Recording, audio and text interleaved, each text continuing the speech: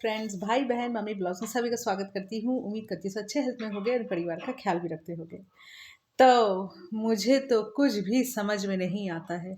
अरे भाई, मैं नहीं बोल रही हूँ, ये मेरे डायलॉग्स नहीं है।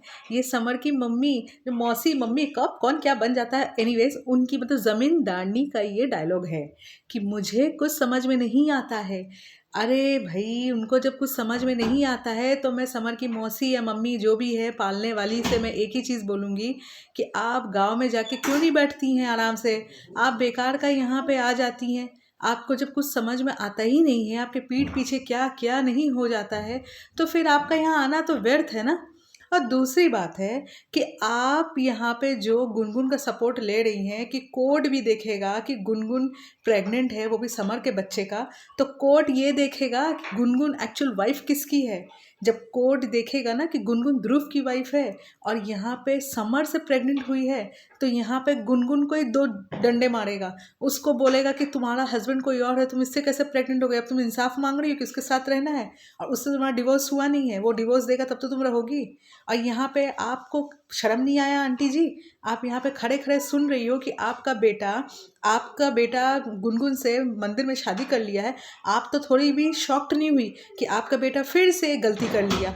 राधिका से जब डिवोर्स नहीं हुआ है तो फिर गुनगुन से जाके कैसे शादी कर लिया वो मंदिर में?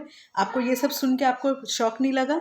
आप जो यहाँ पे बोल रही हैं, ठीक है गुनगुन के ऊपर तो आँच नहीं आना चाहिए, वो बात अलग है, तो आपके समर के ऊपर आँच आ जाए, आपका यही बोलने का है ना। आपको तो अंकित खुला चुनौती देके चला गया, खुला चैलेंज देके चला गया, और वो भी धमकी देके चला गया, बोलूँ मैं कि आपका बेटा और राधिका की मम्मी, ये तीनों को फंसाएगा अगर गुनगुन को इंसाफ नहीं मिला तो आप गुनगुन को इंसाफ आप दिलाओ।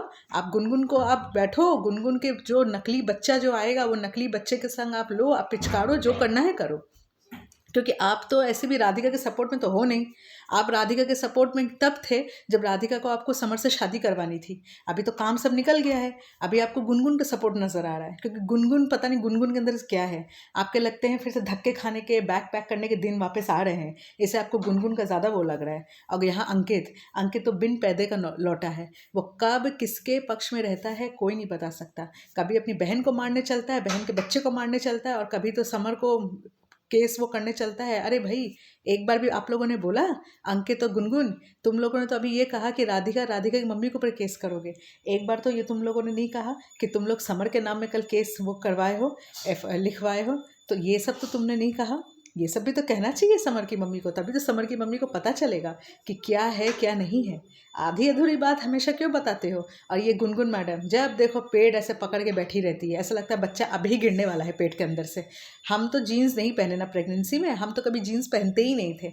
ये मैडम तो लगता है 7वें 8वें महीने में भी जीन्स पहन के घूम रही है। पता नहीं कौन से चूहा का बच्चा है जो बच्चा को ये पकड़ी रहती हैं, और जीन्स में भी कंफर्टेबल फील करता है बच्चा। एनीवेज, देखते हैं क्या होता है क्या नहीं होता है। जिसको मेरा ब्लॉग अच्छा लगा हो प्लीज़ एक लाइक जरूर कीजिए, चैनल में नए प्लीज़ सब्सक्राइब जरूर कीजिएगा। तब तक के लिए बाय बाय।